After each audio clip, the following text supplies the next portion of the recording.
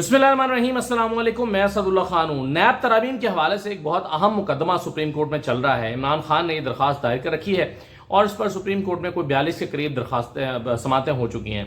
अब इतना लंबा वक्त गुजरने के बाद आज चीफ जस्टिस साहब ने ये फरमाया है, उन्होंने कहा कि अगर ये एक अहम मामला है, इसकी समात एक काफ़ी अरसे से जारी है और मेरी रिटायरमेंट का वक्त भी करीब है।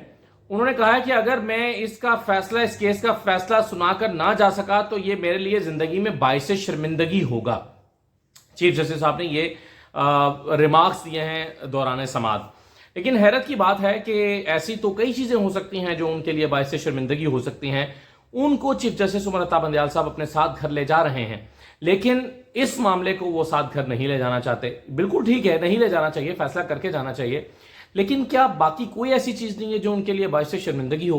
क्या उनके लिए यह बाइस शर्मिंदगी नहीं होगा कि 14 मई को उन्होंने इंतखाबात का फैसला सुनाया, उस पर अमल दरामद नहीं हुआ और उसके बाद अदालत अपने फैसले पर अमल दरामद ना होने के बाद कोई तौहीन अदालत का ना नोटिस जारी कर सकी, ना वो कोई किसी को शोकॉज नोटिस जारी कर सके, ना किसी को बुला सके, ना किसी से पूछ सके, बावजूद इसके कि उन्होंने बार बार अपने फैसलों में लिखा कि इसके कॉन्सिक्वेंसेज होंगे अगर अदालत के फैसले पर अमल दरामद नहीं किया गया तो इस पर जो है वो कानून के मुताबिक निपटा जाएगा। ये सब कुछ वो अपने फैसलों में लिखते रहे, जुबानी कहते रहे, लेकिन न जाने फिर क्या हुआ कि इस पर उन्होंने ऐसी खामोशी इख्तियार की कि दोबारा इसका जिक्र नहीं किया, दोबारा इसका नाम नहीं लिया और उमर अता बंदयाल साहब ताने सहते रहे। मरियम नवाज उन्हें ईमानदार जज कहती नहीं, ईमानदार जज नहीं, वो कहती थी ये ईमानदार जज नहीं है, ये ईमानदार जज हैं। वो कहती नहीं कि ये अपने सास के दबाव में फैसले करते हैं। वो कहती रही कि ये अपनी बेगमात और अपनी सास और अपने बच्चों की एंटरटेनमेंट के लिए फैसले सुनाते हैं। ये सारे ताने उमर अता बंदयाल साहब ने सुने।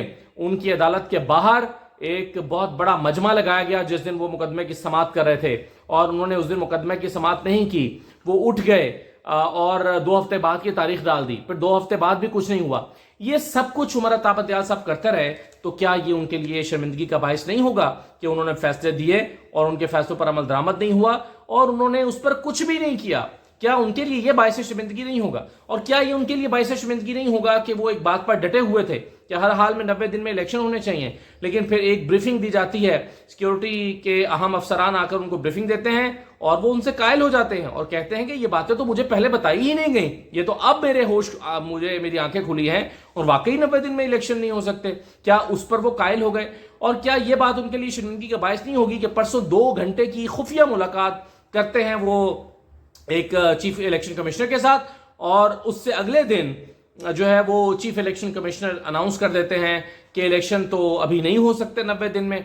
परसों 2 घंटे की chief election commissioner Sikandar Sultan Raja Umar Ata Bandial के साथ परसों 2 घंटे की एक तवील मुलाकात करते हैं। इसको मैं इसलिए खुफिया मुलाकात कह रहा हूं कि उसका कंटेंट हमारे सामने नहीं है, ये ओपन हेयरिंग नहीं थी इसकी और ये इसका कोई मीडिया को इसकी खबर जारी नहीं की गई और ये एक ऐसी मुलाकात थी जिसके बाद चीफ इलेक्शन कमिश्नर ने अनाउंस किया कि दिसंबर तक तो हमें सिर्फ हल्का बंदियों के लिए टाइम चाहिए और दिसंबर के बाद फिर हम इसका शेड्यूल जारी करेंगे। क्या यह बात उमर अता बंदयाल साहब के लिए शर्मिंदगी का बायस नहीं होगी? बड़ी हैरत की बात है कि उन्होंने ये कहा है कि मैं इस फैसले का मुकदमा सुना कर ना गया तो मेरे लिए बायस शर्मिंदगी होगी। और उस पर आप देखिए कि मतलब आप जाहिर है चीफ जस्टिस उमर अता बंदयाल साहब की पोजीशन जो है वो हमें अब समझने की जरूरत है। ये तारीख फैसला करेगी, हम क्या इस पर कमेंट कर सकते हैं। तारीख फैसला करेगी कि उमर अता बंदयाल साहब तारीख के किस साइड पर खड़े थे। एक तरफ उन्होंने इलेक्शन कराने की और आइन के साथ खड़े होने की कोशिश की। उन्होंने कहा कि आइन पाकिस्तान और अवाम पाकिस्तान ने हमारे दरवाजे पर दस्तक दी है, लेकिन वो दस्तक बेकार गई, इलेक्शन नहीं हो सके। उन्होंने इलेक्शन कराने का हुक्म दिया, इलेक्शन नहीं हुए, लेकिन उसके बाद उमर अता बंदयाल साहब के पास रास्ते थे, वो ओहदा छोड़ सकते थे, वो तारीख में अपने आप को अमर करा सकते थे, वो तौहीन अदालत का नोटिस करते, उसके बाद जो कुछ भी होता कुर्बान कर देते। 3-4 महीने की नौकरी थी, अगर उनके ऊपर ज्यादा से ज्यादा क्या होता, उनको अपनी नौकरी छोड़ना पड़ जाती, दबाव आता, मरियम नवाज उनके बारे में ताने कहती जो कि पहले भी उन्होंने कहे हैं, क्या हो जाता? उमर अता बंदयाल साहब तौहीन अदालत में जिम्मेदारान को बुलाते और कहते कि अदालती फैसले की खिलाफ वर्जी हुई है, इसलिए आप जो है इस पर अमल दरामद न करने की वजह से मैं आप पर तौहीन अदालत लगा रहा हूं। तारीख में अदालती फैसले की एक अहमियत बरकरार रह जाती, तारीख में अदालती फैसले की एक हैसियत रहती, لیکن وہ حیثیت اب نہیں رہی، اور اس کے بعد آپ نے دیکھا کہ اب حیثیت یہ ہو گئی ہے اس 14 مئی کے انتخابات پر عمل درآمد نہ ہونے کی کہ اب 90 دن کوئی حیثیت ہی نہیں رکھتے۔ 90 دن میں انتخابات اگر نہیں ہوتے تو اس کی بات کی کوئی اہمیت ہی نہیں رہی۔ 90 دن میں الیکشن ہوں، 90 دن میں الیکشن نہ ہوں، کوئی فرق نہیں پڑتا۔ اب نومبر میں 90 دن میں الیکشن ہونے چاہیے، نہیں ہو رہے، کوئی فرق نہیں پڑتا، کوئی نہیں پوچھے گا۔ اب قاضی فائصہ صاحب کیا اس مقدمے کو سنیں گے اور کہیں گے کہ ہاں آئین اجازت دیتا ہے کہ 90 دن سے اوپر لے جا سکیں؟ تو اب ہمیں دیکھنا ہے کہ وہ کیا کرتے ہیں۔ منصور علی شاہ صاحب نے آج یہ کہا، انہوں نے کہا 46 سماعتیں ہو چکی ہیں اس نیب ترامیم کے حوالے سے، انہوں نے آج کہا کہ نیب ترامیم میں فل کورٹ بینچ تشکیل دیا جائے، تجویز دی ہے کہ نیب یہ جو فل کورٹ ہے، یہ جو مقدمہ ہے، اس میں یا فل کورٹ بنائے یا پھر وہ جو پریکٹس اینڈ پروسیجر بل ہے اس کا فیصلہ کریں۔ یعنی عمر عطا بندیال صاحب بنیادی طور پر اپنی جو ٹیم ہے اس کو بھی ہینڈل نہیں کر سکے۔ پریکٹس اینڈ پروسیجر بل کا انہوں نے فیصلہ نہیں سنایا، اس پر انہوں نے اس کو اسٹے آرڈر دے رکھا ہے، اور اس پر اب ان کے ساتھی ججز کہہ رہے ہیں یا تو وہ پریکٹس اینڈ پروسیجر بل کا فیصلہ سنائیں، پتہ چلے بینچ کیسے تشکیل دینا ہے، پتہ چلے سو موٹو کیسے لینا ہے، پتہ چلے کہ بینچ تشکیل دینے کا اختیار کس کا ہوگا، کیسے ہوگا، بینچ کیسے بنایا جائے گا، یا تو وہ فیصلہ کریں یا پھر اس مقدمے میں آپ فل کورٹ تشکیل دیں۔ تو یہاں پر بھی آ کر اب چیف جسٹس عمر عطا بندیال صاحب پھنس گئے ہیں، اور ان کے ساتھی ججز بھی ان کو آگے نہیں چلنے دے رہے، اور اب ایسا لگتا ہے کہ عمر عطا بندیال صاحب شاید یہ جو اہم ترین مقدمہ ہے اس کا فیصلہ نہ سنا پائیں، اور اگر نہیں سنا پائیں گے تو پھر ان کے لیے کریئر میں، ان کی زندگی میں یہ شاید شرمندگی کا باعث بن جائے۔ انہوں نے خود کہا ہے کہ میرے لیے شرمندگی کا باعث بن جائے گا اگر میں اس کا فیصلہ نہیں سناؤں گا۔ تو اب وہ کیسے فیصلہ سنائیں گے اگر جسٹس منصور علی شاہ ریکیوز کر جاتے ہیں یا وہ اس بینچ میں نہیں بیٹھتے اور نیا بینچ بنانا پڑ جاتا ہے تو کیا ہوگا، یہ بہرحال دیکھنا پڑے گا۔ پاکستان بار کونسل نے حیران کن طور پر یہ اعلان کیا ہے کہ 90 دن میں انتخابات نہ ہوئے تو وہ تحریک چلائیں گے۔ حالانکہ پاکستان بار کونسل جب 90 دن میں پنجاب میں انتخابات کا معاملہ تھا تو اس میں حکومتی موقف کے ساتھ کھڑی تھی، تحریک انصاف کی شدید مخالفت کر رہی تھی، اور بار بار جا کر عدالت میں رخنہ ڈالتی تھی، بار بار کہتی تھی کہ جی یہ بینچ یہ نہ سنیں، یہ 2-3 کا فیصلہ نہیں ہے، یہ 4-2 کا فیصلہ ہے۔ پھر وہ کہتے رہے کہ نہیں جی یہ تو اکثریتی فیصلہ نہیں، اقلیتی فیصلہ ہے۔ عدالت میں جا کر کہتے رہے کہ فل کورٹ بنایا جائے۔ یہ ساری چیزیں پاکستان بار کونسل کرتی رہی، اور اس وقت وہ حکومتی موقف کے ساتھ نہیں کھڑی ہوئی، لیکن آج وہ کہہ رہے ہیں کہ اگر 90 دن میں انتخابات نہ ہوئے تو ایک تحریک چلائی جائے گی۔ کس کے خلاف تحریک چلائی جائے گی؟ سپریم کورٹ کے خلاف چلائی جائے گی، نگران حکومت کے خلاف چلائی جائے گی؟ کس کے خلاف آپ تحریک چلائیں گے؟ اسٹیبلشمنٹ کے خلاف چلائیں گے؟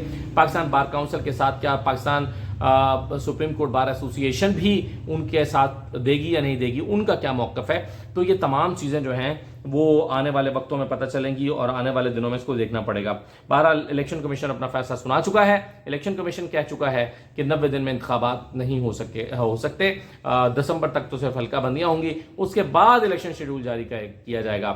اب کیا اس پہ ساتھ افواہیں شروع ہو گئی ہیں کہ کیا یہ انڈیفینٹ پیریڈ کے لیے ملتوی ہو گئے ہیں، یا دسمبر میں بھی اگر الیکشن کا شیڈول آتا ہے 45 دن کا تو فروری یا زیادہ سے زیادہ مارچ میں الیکشن ہو سکتے ہیں؟ یہ ایک اہم معاملہ ہے۔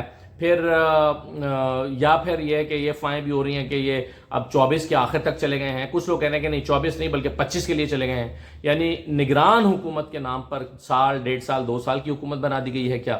تو یہ بہرحال آنے والے دنوں میں ہمیں یہ دسمبر میں جا کر شاید پتہ چلے، بلکہ دسمبر میں کیا اس سے پہلے حالات تو نظر آنا شروع ہو ہی جائیں گے، جیسے ہم 1 مہینہ پہلے سے کہہ رہے ہیں کہ الیکشن جو ہیں وہ اب 90 دن میں ہوتے نظر نہیں آ رہے، اور فروری مارچ کی تاریخ اب مل رہی ہے۔ اب فروری مارچ کو بھی ہوتے ہیں یا نہیں ہوتے، یہ تو بہرحال دیکھنا پڑے گا۔ آخری بات میں جاتے جاتے بس آپ سے یہ کہہ دوں کہ پاکستان کا روپیہ اتنا ڈی ویلیو ہو گیا ہے کہ اس پر کسی کو بھی بھروسہ نہیں رہا۔ پاکستان میں جو کاروباری طبقہ ہے وہ جیسے فرض کیجئے ایک ریئل اسٹیٹ سیکٹر میں کنسٹرکشن کا کام کرتے ہیں تو وہ لوگوں کی بکنگز نہیں کر رہی ہیں، ایسی کنسٹرکشن کمپنیاں کام کرنا انہوں نے چھوڑ دیا۔ وہ کہہ رہے ہیں کہ جو روپیہ اتنا انسٹیبل ہے، بہت بڑی بڑی کمپنیاں تو کام کر رہی ہوں گی لیکن زیادہ تر چھوٹی کمپنیاں وہ کہتے ہیں کہ جی مٹیریل کا کچھ پتہ نہیں ہے کہ کب کل کو کیا قیمت ہو جائے، آج ہم آپ سے کیسے ڈیل کر سکتے ہیں، یا پھر فلکچویشن ریٹ اتنا زیادہ اس میں وہ رکھ رہے ہیں کہ کسی کو سوٹ نہیں کر رہا، تو ساری چیزیں ہالٹ پہ چلی گئی ہیں۔ اب اس میں دلچسپ خبر یہ ہے کہ ایک جو پشاور کا جو ہے رہائشی تفسیر علی، اس کو پچھلے دنوں اغوا کیا گیا اور اس کے بعد پولیس نے 10 دن کے بعد اس کو ارمڑ سے بازیاب کرایا۔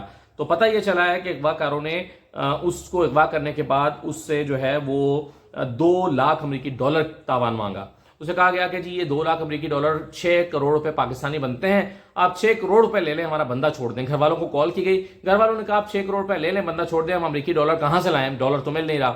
انہوں نے کہا کہ نہیں، بندہ چاہیے تو ہمیں امریکی ڈالرز ہی دیں، 6 کروڑ روپے کا کیا ہے، یہ کل کو ڈی ویلیو ہو جائے گا، یہ تو ایک ردی بن جائے گی، تو ہمیں تو امریکی ڈالرز ہی چاہیے۔ تو آپ سوچیں کہ روپے کی حیثیت کیا رہ گئی ہے۔ اجازت دیجیے، اللہ حافظ۔